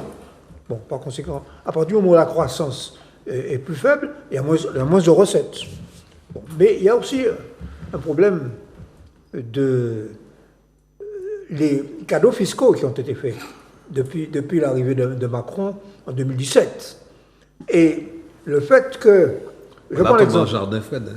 Mais oui, Mais il va répondre, c'est pour ça que je l'ai laissé passer. Il va voir s'il parle au dernier. On a supprimé, on a baissé l'impôt sur les sociétés, n'est-ce pas? Et C'est à combien maintenant? C'était à 33, c'est à combien? était à 33 et on l'a ramené aux alentours de 22% à peu près. D'accord. Bon. Donc ça fait quand même beaucoup. Oui. Et puis surtout, on a l'impôt de solidarité sur la fortune, on la taille dedans. Bon. Donc la question de fond, c'est que, et par ailleurs, la France est le plus mauvais élève de l'Europe avec, tenez-vous, la Grèce Et et l'Italie. l'Italie. l'Italie. Bon, autrement dit, En matière de dette, en matière de dette. en matière de dette. Bon, autrement dit, on nous prépare des choses. Alors, j'ai là un article de l'Humanité Que tu qui ne nous vas pas explique que on va faire des économies sur la sécurité sociale. Tu parlais de la santé, Bien sûr. mais bien sûr, bien sûr. Bon, on va faire des économies.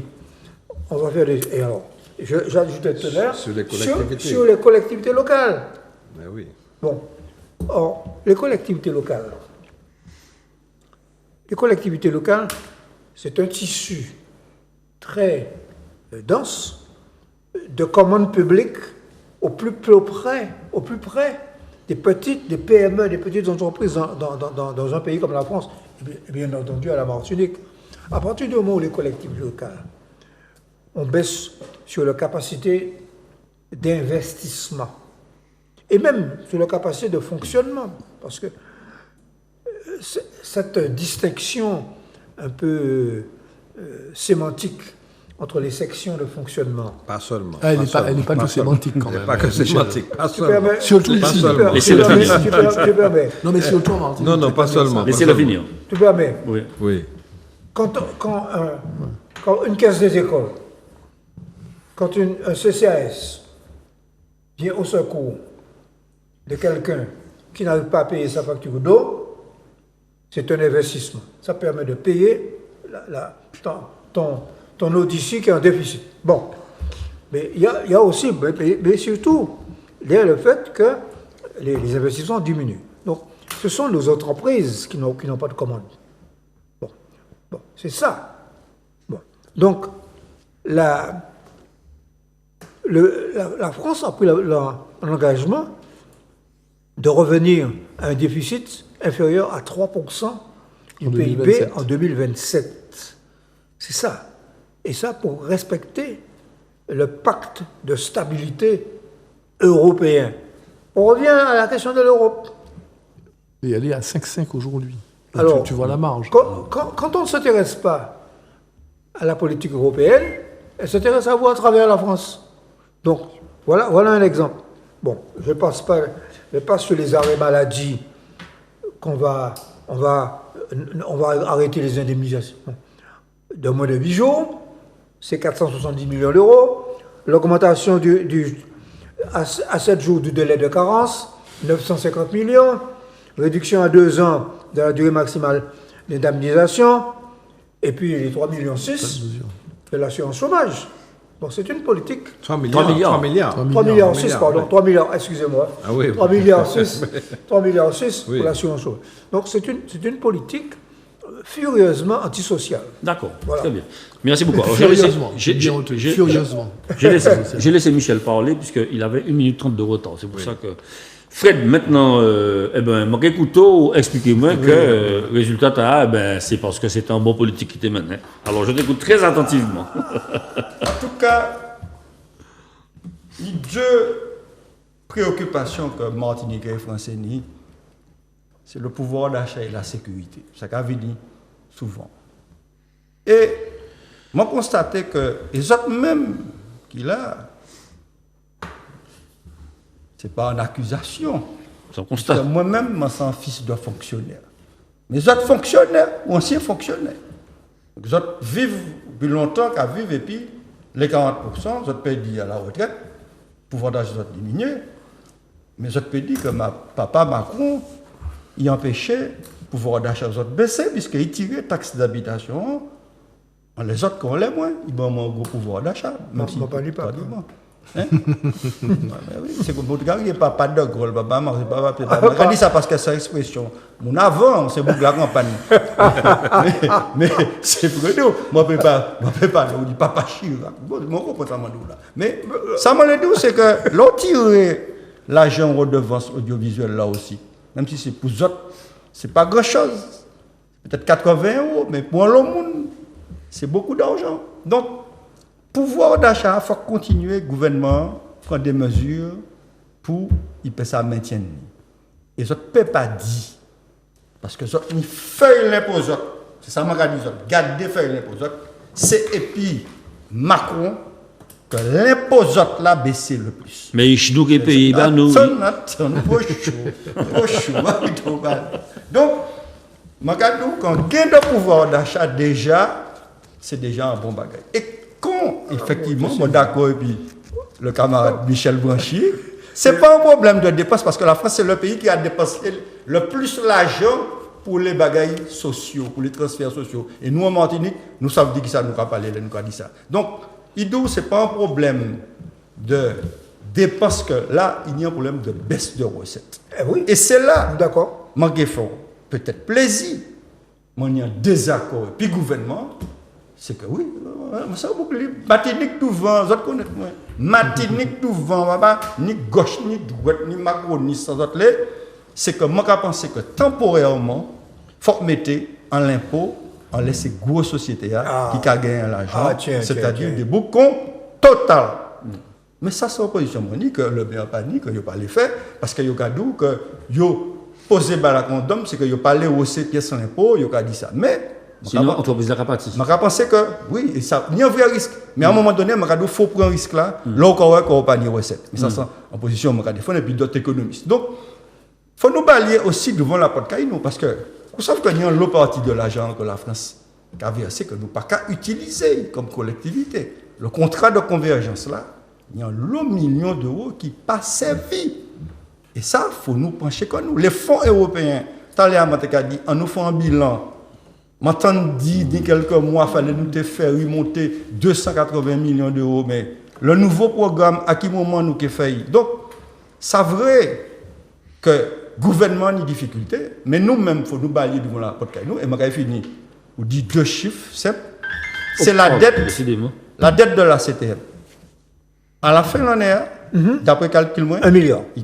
997 millions d'euros à peu près, 1 milliard. Et l'annuité de la dette, c'est l'argent pour payer banque là au Gadouya sous un an, 75 millions d'euros il faut rembourser en capital et 31 millions d'euros d'intérêt, soit près de 40% du capital là au Gadouya. Et là, c'est la première fois ça qu'a fait dans l'histoire politico-financière des collectivités. Et je dit, c'est que Madela et Charles, je espérer que la CTM a prêté l'attention qu'il faut à la situation là. Eh bien, pour quelle raison? C'est parce qu'il manque des recettes. Voilà. C'est tout. Voilà. Si tu veux investir, tu te faut de l'argent. Il faut tout trouver. Eh bien, tu empruntes. Voilà. C'est ça le problème. Très bien. En tout cas, c'est bon. Nous... Donc, sauf qu'il ne faut pas laisser repartir l'argent qu'on a. Oui, bien sûr. Parce que si tu laisses repartir l'argent qu'on a, tu n'utilises pas celle que l'État met. Et en plus, tu empruntes, là, tu as tout. Non, mais attends, juste quelques secondes. Juste quelques secondes. Et Fred a parlé du contrat de convergence. Le contrat de convergence est signé par qui? Est signé par le préfet, par le président de la CTM, par les 3 EPCI. Ça veut dire que chaque monde a remis un argent au pot. Or, quand on sait que la CTM, tu viens de dire que la CTM est en difficulté financière, quant aux EPCI, c'est-à-dire les communautés d'agglomération, nord, sud et centre, il n'y a pas ni l'argent. Donc, on a dit effectivement, l'État a peut-être qu'à mettre, mais il n'empêche que pour pouvoir fournir la part de ces collectivités-là, c'est compliqué. Voilà. Je vais te faire parvenir, Fred. Je vais te faire parvenir. On va passer à l'autre sujet. Je souhaiterais, puisque bon, le temps qui nous était parti, ben voilà, la lumière vient d'être allumée. Je vais te faire parvenir les éléments. Dans les prévisions, on sera à 102% de consommation des fonds européens. Dans les éléments... Prévision de consommation. Oui, tout à fait. Bon, alors, concernant le dernier thème, puisqu'on n'aura pas le temps de faire les deux, on a déjà parlé de la Nouvelle-Calédonie. Je souhaitais quand même parler de la situation de Palestine qu'on n'a pas abordée depuis un moment. Et je vais vous faire une petite introduction. Donc, ça sera vraiment 1 minute 30 par personne. Mais je souhaiterais faire une petite introduction. J'ai découvert un bouquin, figurez-vous. Enfin, je l'ai découvert sur Internet, je ne l'ai pas lu. Hein. Mais c'est une synthèse qui est très intéressante. C'est un bouquin de Steve Wells, qui a écrit un ouvrage intitulé « Ivre de sang, les meurtres de Dieu dans la Bible ». Et figurez-vous que, je lis hein, pour être beaucoup plus rapide, ces meurtres de masse sont, entre guillemets, scientifiquement démontrés, c'est-à-dire que Steve Wells, il prend la Bible et puis, comme un ouvrage sociologique, il étudie. Alors, il dit que il y aurait 160 meurtres directement perpétrés par Dieu et il y aurait, entre autres, 25 millions de morts qui sont comptabilisés par le chercheur, 25 millions de morts qui ont été faits en son nom. Alors, il compare par rapport à Satan qui aurait, lui, tué 10 personnes. Alors, Dieu, c'est des sauterelles, Dieu, c'est il transforme les gens en sel, etc. Vous allez voir où je vais en arriver. Il a tué les Philistins pour avoir volé l'arche de l'Alliance. Il lui arrive de faire tomber des murs, d'avoir un lion, 2 ours, une armée de criquets. Il a une imagination sans limite pour punir ceux qui ne le respectent pas. Et moi, j'ai envie de vous dire, quand on a une théocratie, une théocratie, et que l'Ancien Testament... Alors, explique quand même aux gens ce que Alors, veut dire théocratie. la différence entre théocratie et démocratie. Alors, démocratie, démos, le peuple. Théocratie, théos, c'est Dieu qui dirige. Dieu qui dirige L'Iran. l'Iran et Israël. Et Israël, ouais. Et donc, pourquoi est-ce que je vous ai fait une petite introduction assez longue? C'est que quand on a la Genèse et l'Ancien Testament comme référence d'une gestion d'un territoire, et qu'on a cette Genèse-là comme cadastre, j'ai envie de dire, de la gestion territoriale de la Palestine et d'Israël, forcément que le nombre de morts, eu égard à ce qu'on a constaté dans la Bible, du point de vue du référent psychologique, je ne sais pas, j'essaie de comprendre comment est-ce que 38 000 morts n'interpelle personne. Et je vais commencer par trois Fred, parce que je sais que sur ce sujet, tu rejettes les deux parties dos à dos parce que tu estimes que cette situation-là est due à un acte fondateur. Vas-y, je te donne la parole, 2 minutes. Ouais, mais si vous commencez par la Bible, on va commencer aussi par la Bible. La religion catholique et les religions inspirées du livre, ce sont avant tout des religions de l'amour et du pardon. Ce ne sont pas des religions de la haine et du péché. Vous avez remarqué qu'il parle en français, là. Hein? Oui, parce que le sujet... oui, on dit ça parce que, effectivement, comme je pense plus vite en français qu'en créole, c'est plus difficile pour moi de traduire français, mais je fais un effort, c'est ça. C'est-à-dire, là, je vais parler de la Bible, je vais parler d'un bail très complexe. Alors, vas-y. Et je vais renvoyer pour pas être trop long, puisque la presse finie. Allez relire le chapitre sur Abel et Caïn. Et relire ça, vous voyez comment il y a des frères qui tous les deux aimaient Dieu et ils sont arrivés à un haine terrible parce qu'ils ont fait cadeau. Enfin, relis le passage là. Oui. Donc, vous savez, la nuit de peuples qui alentour, qui vivent en même espace et puis qui a dans une espèce de haine réciproque. C'est-à-dire que yon les tuer l'autre. Lis ça, belle épique. Donc, comment nous peut sortir en disant ça? Moi, c'est peut-être, moi, j'espère ça avant l'an moins, c'est que nous trouvons, et puis la communauté internationale, le moyen d'unir un dialogue apaisé et 2 États qui vivent en les là. Mais ça, extrêmement difficile. Mais, on est en situation, et puisque on laisse ça aussi pour préparer l'émission, machin, c'est que Israël appelle combat informatif là, combat médiatique là, notamment, et puis le massacre là, dernier massacre là, il finit fait là, où tête Timon Maï, comme on trouve, les images qui. Et Israël, il va dans un stade que, pour moi, il pète le sens de l'amour et de la vie. Parce que, moi, je répété, moi dit ça, Netanyahou, c'est un délinquant en col blanc. Donc, il a pillé quand il y a les partis extrémistes israéliens, et puis l'autre côté, il y a des bouquets encore pires, extrémistes, qui c'est le Hamas, qui a tué aussi Palestiniens, il faut dire ça, qui a servi la population comme bouclier humain, mais il y a dans un genre d'aveuglement, de haine, et je pense que le dialogue interreligieux peut permettre aussi arriver, trouver une solution. Voilà. Très bien. Christian, ton sentiment là-dessus? Alors, je vais essayer de clarifier. C'est une de choses qui vraiment me tracassait là, quand j'entends toute la propagande de soutien à Israël, etc. Qui tendait à dire que ouais, tous ceux qui ne soutiennent pas le gouvernement israélien d'Israël sont antisémites, ouais. etc. Bon. Et que finalement, Israël, quand même, il faut soutenir Israël parce que l'État a été mis en place à cause de la Shoah, qu'il fallait bien une terre pour que les Juifs puissent se regrouper, etc. Tout ça, c'est faux quand on étudie l'histoire.